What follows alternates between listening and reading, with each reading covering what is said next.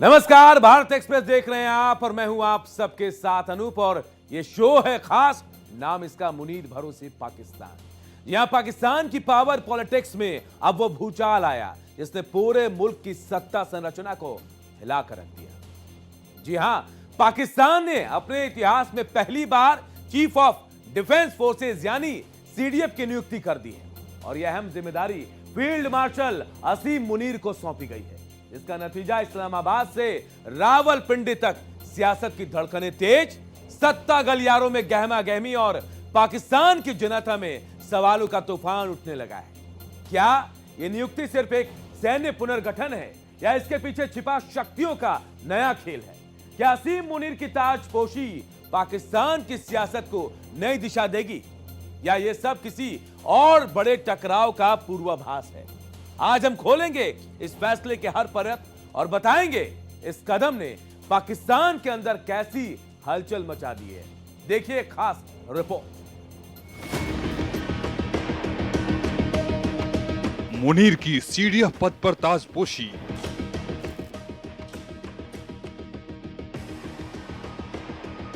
तीनों सेनाओं के चीफ बने आसिम मुनीर।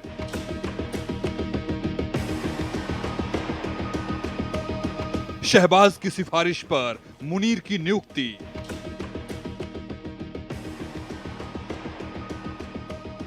मुनीर पर सत्ता का सुपर कवच।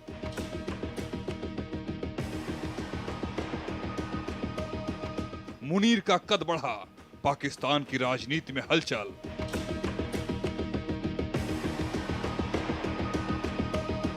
पाकिस्तान की सैन्य कमान में बड़ा फेरबदल।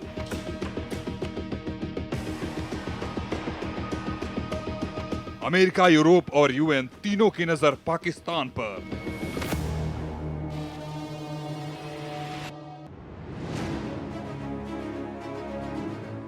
पाकिस्तान की शहबाज सरकार लगातार फील्ड मार्शल आसिम मुनीर की ताकत में इजाफा कर रही है। पाकिस्तान सरकार ने सेना प्रमुख फील्ड मार्शल को नए पद चीफ ऑफ डिफेंस फोर्सेस पर नियुक्त कर दिया है। पिछले महीने ही शहबाज सरकार ने यह नया पद बनाया था जिसके तहत पाकिस्तान की तीनों सेना, थल सेना, नौसेना और वायुसेना के बीच बेहतर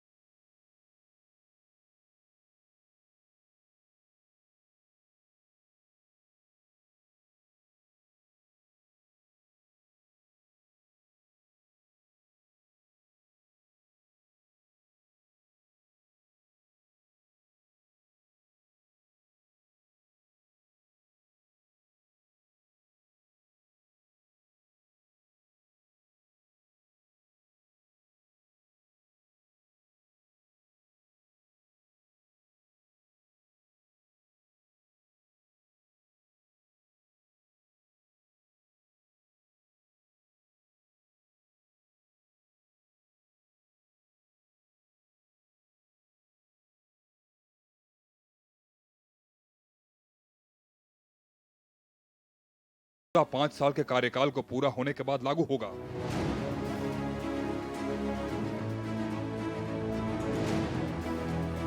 सीडीएफ पाकिस्तान में शक्तिशाली सैन्य पद है। पाकिस्तान के राष्ट्रपति कार्यालय की तरफ से सोशल मीडिया प्लेटफॉर्म एक्स पर जानकारी दी गई कि प्रधानमंत्री शहबाज शरीफ को चीफ ऑफ आर्मी स्टाफ और चीफ ऑफ डिफेंस फोर्सेस दोनों के लिए मुनीर का नाम की सिफारिश को मंजूरी मिल गई है। हैरानी की बात यह है कि इस संशोधन के साथ ही मुनीर की शक्तियां बढ़ गई। इसके तहत असीम मुनीर अब अपने कार्यकाल को समाप्त करने के बाद भी इन शक्तियों का इस्तेमाल कर सकेंगे।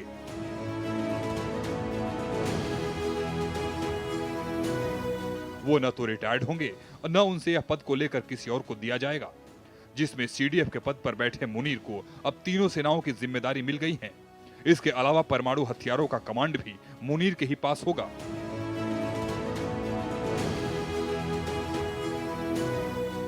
बता दें, नेशनल कमांड अथॉरिटी पहले परमाणु हथियारों और मिसाइल सिस्टम की निगरानी और कंट्रोल करती थी। इसकी अध्यक्षता पाकिस्तान के प्रधानमंत्री करते थे। इसी वजह से मुनीर को देश का सबसे शक्तिशाली सैन्य अधिकारी माना जाता है।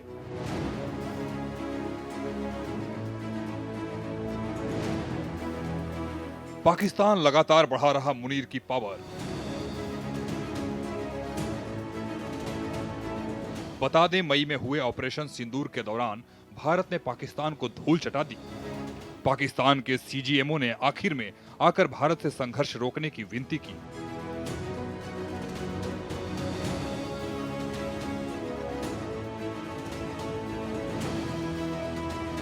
बावजूद इसके आसिम मुनीर ने पूरे पाकिस्तान में झूठा प्रचार किया था।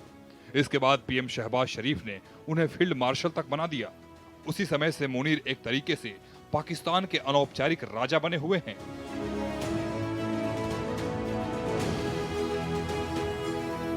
रिपोर्ट के मुताबिक सीडीएफ ने chairman joint chiefs of staff committee की जगह ले ली है। हाल ही में इस पद को खत्म कर दिया गया था। मुनीर की सीडीएफ पर नियुक्ति पर पाकिस्तान के राष्ट्रपति ने उन्हें शुभकामनाएं भी दी हैं। राष्ट्रपति की मंजूरी के बाद उन अफवाहों पर भी विराम लग गया, जिसमें दावा किया जा रहा था कि मुनीर को इस पद पर नियुक्त करने की योजना लंबी लटक सकती है।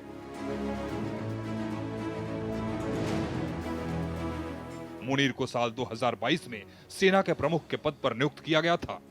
साल 2024 में उनके कार्यकाल को 5 साल के लिए बढ़ा दिया गया।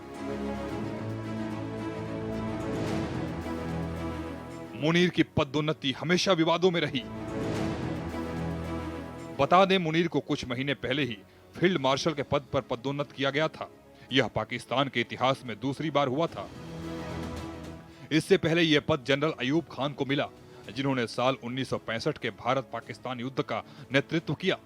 1965 के युद्ध के दौरान भी पाकिस्तान को करारी शिकस्त मिली थी और उस दौरान भी अपनी बेइज्जती कम करने के लिए पाकिस्तान ने जनरल अयूब खान को सम्मानित किया था।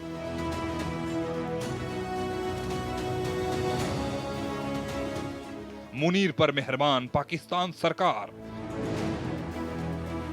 हैरान करने वाली बात यह है कि आसिम मुनीर पर शहबाज सरकार कुछ ज्यादा ही मेहरबान है। आसिम मुनीर की सेना जहां पूरी दुनिया में पाकिस्तान का नाम हंसा रही है, तो दूसरी तरफ शहबाज सरकार उनको पदोन्नति का तोहफा दिए जा रही है। पिछले दिनों ही पाकिस्तान की संसद ने एक कानून पारित किया, जिसके तहत आसिम मुनीर आजीवन वर्दी में रहेंगे और उन्हें गिरफ्तार नहीं किया जा सकेगा।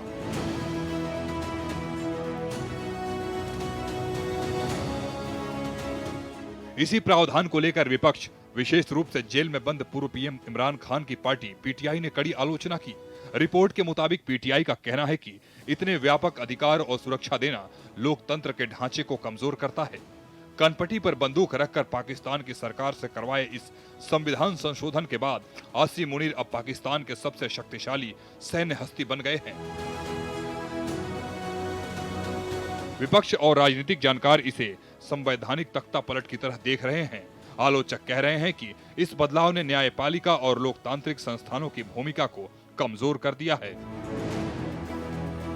बता दें, पाकिस्तान के सेना प्रमुख जनरल आसिम मुनीर इन दिनों अंतर्राष्ट्रीय फोकस में हैं। देश के संविधान और राजनीतिक ढांचे में हुए हालिया बदलावों ने अमेरिका, यूरोप और संयुक्त राष्ट्र को चिंतित कर दिया है। दुनिया भर की नजरें अब पाकिस्तान की ओर मुड़ी हुई हैं। अमेरिका के 49 सांसदों ने एक संयुक्त पत्र लिखकर विदेश मंत्री मार्को रूबिया का ध्यान पाकिस्तान की ओर खींचा है। सांसदों का कहना है कि जनरल आसिम मुनीर तेजी से तानाशाही की दिशा में बढ़ रहे हैं और पाकिस्तान की राजनीतिक आजादी को खत्म कर रहे हैं।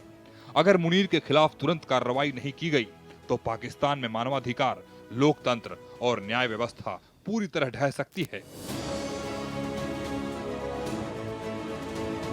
साथ ही सांसदों का आरोप है कि पाकिस्तान में सेना सरकार चला रही है। देश में आम लोगों के अधिकारों का बड़े पैमाने पर हनन हो रहा है।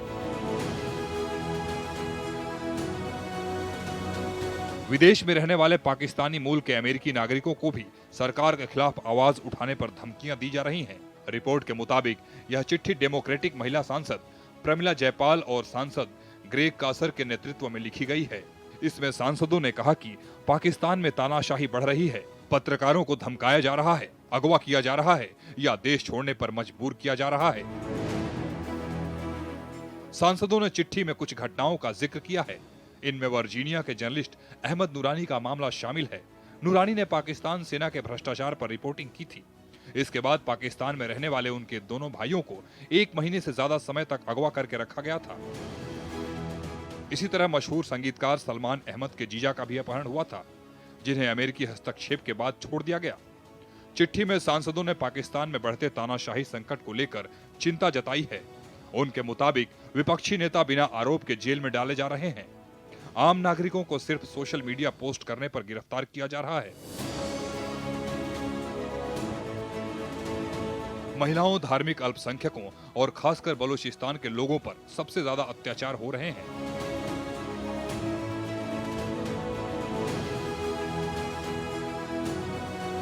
चिट्ठी में 2024 के चुनाव में हुई धांधली का जिक्र।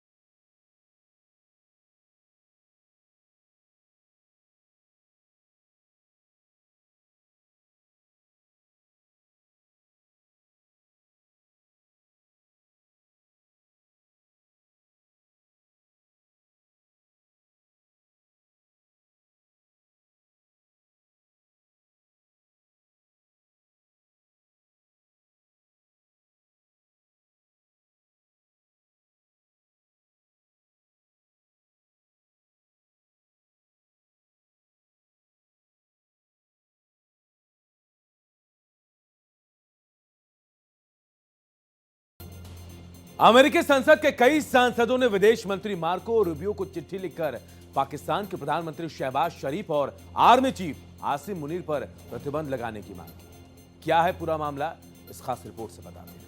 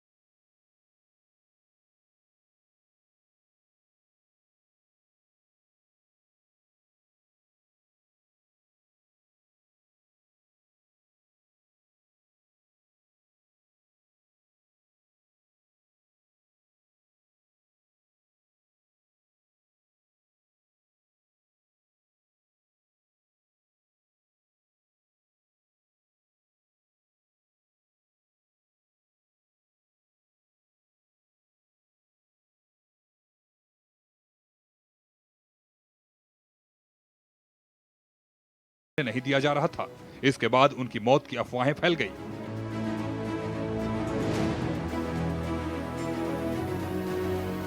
नवंबर की शुरुआत में इमरान खान के समर्थक और परिवार वाले उनसे मिलने पहुंचे थे, लेकिन जेल प्रशासन ने उन्हें इजाजत नहीं दी। इसके बाद रावलपिंडी और इस्लामाबाद में हिंसा बढ़ गई। बढ़ते प्रदर्शन को देखते हुए इमरान खान के परिवार को 27 दिन के बाद 2 दिसंबर को उनसे मिलने की इजाजत दी गई। बता दें, यह चिट्ठी पाकिस्तान में 12 नवंबर को हुए 27वें संवैधानिक संशोधन के बाद सामने आई है। यह संशोधन सेना की ताकत बढ़ाने और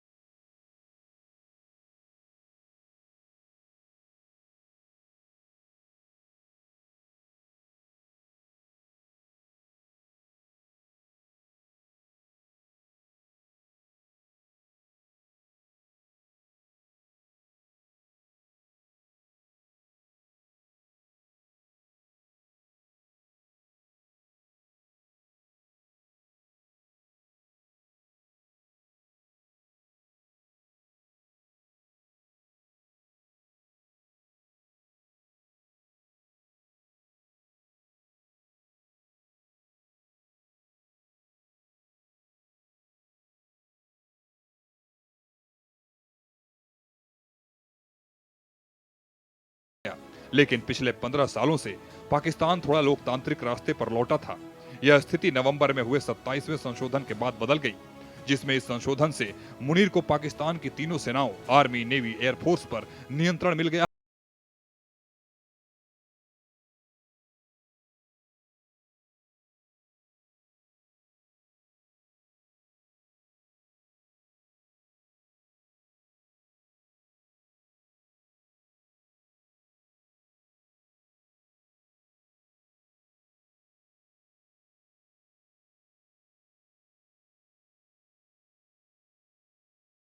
सुप्रीम कोर्ट खत्म कर नई संवैधानिक अदालत का गठन किया गया।